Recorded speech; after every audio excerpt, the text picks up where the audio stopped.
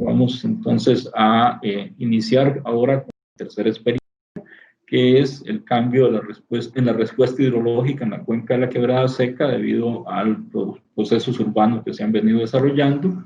Esta actividad está a cargo de don Rafael Oriamuno y su grupo de trabajo, y es presentada por el Centro de Investigaciones y Estudios en Desarrollo Sostenible de la Universidad de Costa Rica. Adelante.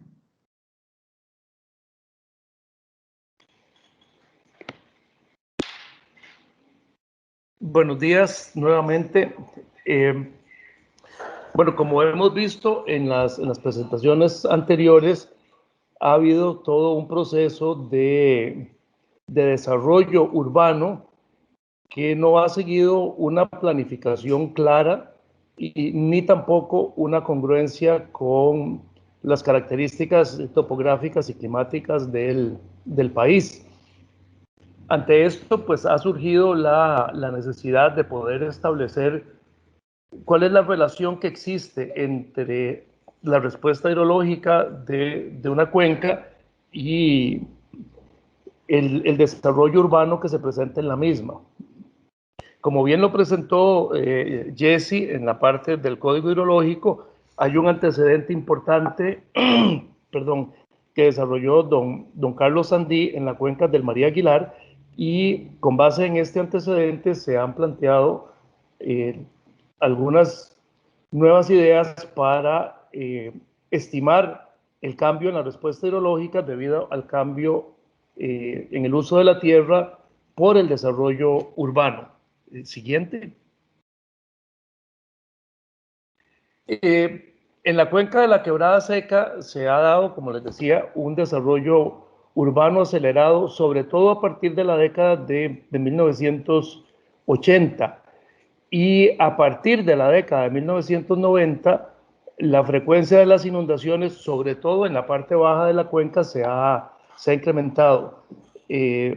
La comunidad de San Antonio de Belén, o sea, el cantón de Belén, empezó a sufrir con mayor frecuencia la problemática de las inundaciones, y esta problemática se ha venido agudizando con el tiempo. Ya no solo afecta a Belén, sino también el cantón de Flores se ve afectado por las inundaciones, y una parte del cantón de Heredia. Entonces, como les comentaba, pues a raíz de esta situación, y también en conjunto con la Universidad Técnica de Darmstadt, con la que estamos desarrollando un proyecto en la cuenca de la Quebrada Seca, se hizo necesario cuantificar ese cambio en la respuesta hidrológica, dadas las condiciones de uso de la tierra, o la variación, debería decir, en el uso de la tierra desde la década de 1940 hasta el presente. Es importante mencionar que ya en la década de 1940, inclusive de referencias históricas de 1930 o 1920, la cuenca de la Quebrada Seca no tiene una cobertura de bosque, sino que más bien han sido una cobertura principalmente de cafetales y pastizales, lo que ha habido a lo largo de esta cuenca, básicamente, y como veremos a continuación, hasta la década de 1980. Siguiente.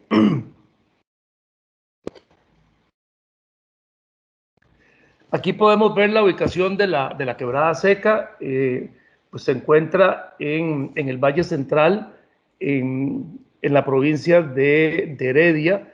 La Quebrada Seca es afluente del río Bermúdez, el cual a su vez es afluente del río Virilla, que conjuntamente con el río Grande forman el río Grande de Tárcoles. Aquí podemos ver una imagen satelital a la izquierda, donde la podemos ver bajo la condición actual de uso de la tierra y la delimitación de esta cuenca, que tiene poco más de 22 kilómetros cuadrados de área de drenaje. La que sigue.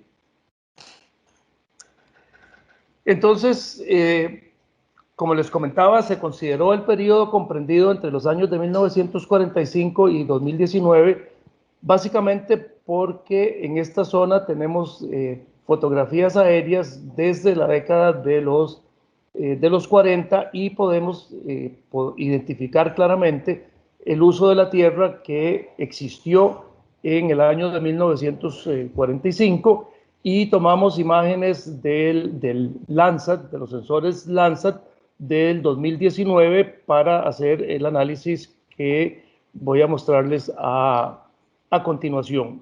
Me parece importante mencionar que las fotografías aéreas que se utilizaron tuvieron que analizarse de manera manual, ya que eran fotografías en blanco y negro. Sin embargo, con las imágenes Landsat sí se hizo un análisis multiespectral de la imagen.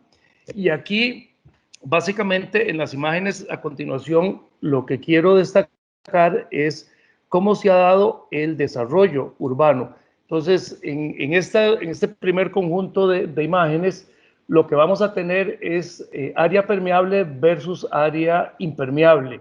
Y podemos ver en negro están las zonas que en 1945 eran impermeables o tenían algún tipo de cobertura urbana, como a mitad del área de drenaje a la derecha tenemos una pequeña mancha que corresponde a Heredia y hay otra pequeña también en la parte baja que corresponde a San Antonio de Belén.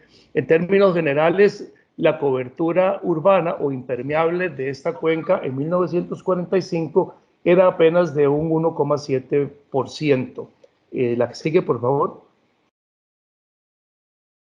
Nos pasamos ahora al año 1975 y podemos ver cómo ha ido creciendo la mancha urbana. O sea, pasó de un 1,7% a un 11,6%. Es un incremento porcentualmente hablando importante. Sin embargo, pues sigue predominando el área permeable o las zonas permeables de cafetales o de charrales o pastizales en esta cuenca. La que sigue. Y aquí podemos ver que ya para el año de 1985 la cobertura urbana pasó de ese 11,6 del año 75 a un 30,6 en el año de 1985. O sea, prácticamente una tercera parte del área de drenaje ya en el año de 1985 era área impermeable. La siguiente. En 1997 se pasa a un 37,2%. Aquí podemos ver principalmente la zona de Heredia, Flores y Belén, cómo han ido incrementando la cobertura impermeable y un poco más hacia el noreste, la zona de la comunidad de Barba. La que sigue. Y aquí sí ya pues podemos tener una mejor imagen en el sentido de que más de la mitad de la cuenca para el año 2007 tenía cobertura impermeable. Prácticamente solo la parte más alta de la cuenca, lo que corresponde al cantón de San Rafael, mantiene un cierto nivel de cobertura permeable. La que sigue. Y esto ya es el año 2019, donde 2/3 partes de la cuenca, prácticamente la parte media y la parte baja, están completamente cubiertas por la cobertura impermeable y solo la parte alta se mantiene con algún tipo de cobertura permeable. Entonces, ante esta situación, lo que se trató de establecer fue si se ha cambiado en esa magnitud el área permeable o el área impermeable, cómo ha cambiado el patrón de la respuesta hidrológica de la cuenca. La que sigue. Y entonces aquí podemos ver primeramente que del año de 1940 a 1980 hubo un crecimiento que pasó del 1,7 al 11,6, que fue bastante gradual a lo largo de 40 años. Sin embargo, si vemos los siguientes 40 años, pasamos de ese 11,6 a prácticamente un 66% en el año 2019. Es decir, ha habido una explosión, por decirlo de alguna manera, del desarrollo de las áreas impermeables en estas zonas de la cuenca de la quebrada seca. La que sigue. Ahora, para analizar el cambio en la respuesta hidrológica, se tomó un evento en particular, y ese evento se consideró que el mejor escenario que lo representaba era la tormenta con 10 años de periodo de retorno, que fue la que se tomó como condición de análisis. O sea, esta tormenta, en principio, entre los años de 1940 y de 1980, no debía haber generado problemas de inundación, o por lo menos no problemas severos de inundación. Y por eso se tomó esta tormenta, porque los resultados que se obtuvieran de este estudio se podían verificar con gente, digamos ya adultos mayores, que hayan vivido en la zona desde más o menos 1950 o 1960 a la fecha, y nos podían dar referencias acerca del comportamiento del cauce a lo largo del tiempo. Entonces se tomó el volumen de la tormenta con 10 años de periodo de retorno como condición de análisis, y la forma como esta tormenta se distribuye en el tiempo se tomó a partir de la estación meteorológica 84111 Santa Lucía, que es una estación meteorológica que data de finales de los años 70, principios de los 80, y ha mantenido registros hasta la fecha. La que sigue.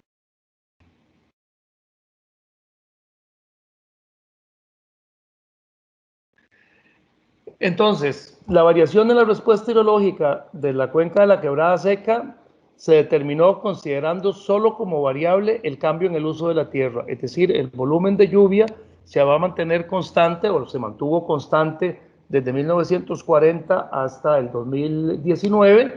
Se utilizó el método del Servicio de Conservación de los Recursos Naturales de los Estados Unidos para estimar los volúmenes de escorrentía superficial, y con base en un estudio realizado por don Gerardo Sandí con respecto a la tormenta Tomás, se obtuvieron los parámetros para generar el hidrograma unitario de crecientes con el método de Snyder. Y aquí tenemos, a la derecha pueden ver para diferentes periodos de retorno los volúmenes esperados de precipitación que están en la tercera columna del cuadro, y los que están a la izquierda y a la derecha de esta columna son los límites de confianza, es decir, el rango entre los cuales el valor de la máxima precipitación diaria esperada para 10 años de periodo de retorno puede estar. En este caso se tomó el valor más probable como 130,9 milímetros, y la forma como se da la precipitación en la zona la pueden ver en el diagrama de la izquierda, donde pueden ver que prácticamente un 70 o un 80% de la precipitación cae entre 20 y 30 minutos. Es decir, es una zona de muy altas intensidades de lluvia, lo cual hace también que el amortiguamiento de este tipo de tormentas pues sea un desafío importante. La que sigue. Y para de los hidrogramas se tomó como punto de control la alcantarilla que se encuentra en la ruta 1 de la General Cañas, perdón, que aquí pueden ver dónde se ubica, básicamente puesto que la ruta número 1 o la autopista General Cañas sufre frecuentemente problemas de desbordamiento de la quebrada seca a la altura de la alcantarilla. Y bueno, sin ir más allá, creo que todos recordamos el evento del 29 de septiembre de este año, donde prácticamente alcanzó el nivel de la valla divisoria entre los carriles para ir hacia Alajuela o para venir desde Alajuela. Y para poder estimar de la mejor forma posible también las pérdidas que se generan por intercepción y por infiltración, la zona permeable se subdividió en vegetación arbustiva, que incluye los cultivos de café sin sombra y arbustos bajos, la vegetación arbustiva densa, que incluye el café con sombra, las zonas de protección y riberas del río, los pastizales, que son todos aquellos potreros y parcelas agrícolas, y bueno, y finalmente todas las áreas impermeables como desarrollo urbano. La siguiente. Y aquí, pues, esta es la estimación de lo que, de los resultados que se obtuvieron con este análisis. Podemos ver que el hidrograma más pequeño corresponde al año de 1945, donde escasamente para la tormenta con 10 años de periodo de retorno, a la altura de la ruta 1, el caudal máximo instantáneo escasamente llegaba a 60 metros cúbicos por segundo. Hoy en día, la misma tormenta en el mismo genera el hidrograma, el mayor hidrograma que vemos aquí, donde el caudal máximo instantáneo esperado es de 180 metros cúbicos por segundo. Es decir, prácticamente se ha triplicado la respuesta hidrológica en términos de caudal máximo, pero adicionalmente a eso, debido a las características de diseño de los alcantarillados pluviales, también la respuesta hidrológica se ha acelerado y ha pasado de cerca de poco más de hora y media a alrededor de 1 hora o menos la respuesta hidrológica de la cuenca. La siguiente. Aquí tenemos un resumen, ¿verdad? En función de los años, ¿verdad? Como les decía, para el año de 1945, la respuesta hidrológica en términos de caudal máximo llegaba a 58 metros cúbicos por segundo, y en el término de 40 años, del 45 al 85, tenemos que la respuesta pasó de 98 a, digamos, 92 metros cúbicos por segundo. Y en los siguientes, bueno, no exactamente 40 años, pero 35 años, pasó de 92 a 180. Es decir, prácticamente se duplicó en un periodo de tiempo menor. Y como vemos, en el año de 1945, pues el tiempo al pico era poco más de 2 horas, y ahora en el año 2019, pues escasamente tenemos hora y media. De la misma manera, pues el volumen escurrido también se ha incrementado de 56,7 milímetros a 86,5, y eso ha hecho que el coeficiente de escorrentía pase de 0,43 a 0,66, y aquí lo pueden también ligar con el porcentaje de cobertura urbana, es decir, cómo fue creciendo la cobertura urbana en el tiempo y cómo fue cambiando esta respuesta hidrológica. La siguiente. Básicamente, entonces, lo que tenemos es que efectivamente el cambio en el uso de la tierra, pasando de una cobertura permeable a una impermeable, ha tenido un impacto importante en la respuesta hidrológica de la cuenca, y esto de que la cuenca no tenía anteriormente una cobertura boscosa densa, sino que eran cultivos de café y potrero.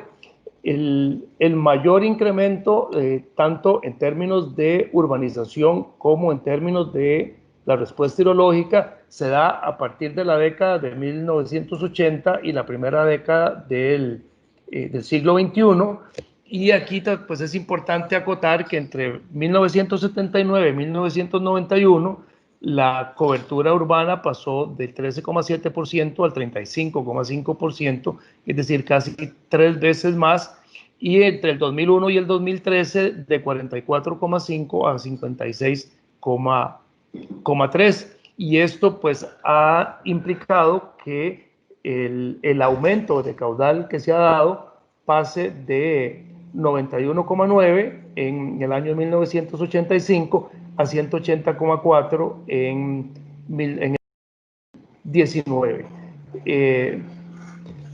Como pueden ustedes observar, esto contrasta con lo que se presentó en los primeros 40 años del periodo analizado, y pues efectivamente sí hay un reto y un desafío importante que debemos llevar a cabo para tratar de amortiguar este proceso de incremento de la escorrentía urbana, buscando un equilibrio, como comentaba Jesse y comentaban Oliver y Mari, en el sentido de utilizar infraestructura verde que nos permita retomar los procesos hidrológicos que se han visto disminuidos o eliminados por el desarrollo urbano, y lo que ya no se logre con la infraestructura verde, pues entonces tener que trabajarlo con infraestructura clásica tradicional de sistemas de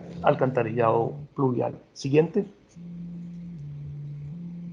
Muchas gracias. Bueno, hay un punto que tal vez se ha venido comentando, ya lo comentaron desde la parte del código hidrológico, y lo encuentro de nuevo, que es el transporte conjunto de aguas pluviales y sanitarias, pero dice con tratamiento, o sea, que habría que hacer un tratamiento, algo parecido a lo que ustedes están haciendo, en cierta medida, un tratamiento previo antes de descargarlo al río, en este caso. En otras condiciones sería llevarlo a una planta de tratamiento ya más específica, con la problemática del clima nuestro, que durante época de lluvia no había forma de hacer un tratamiento, lo que habría es una dilución, ¿verdad?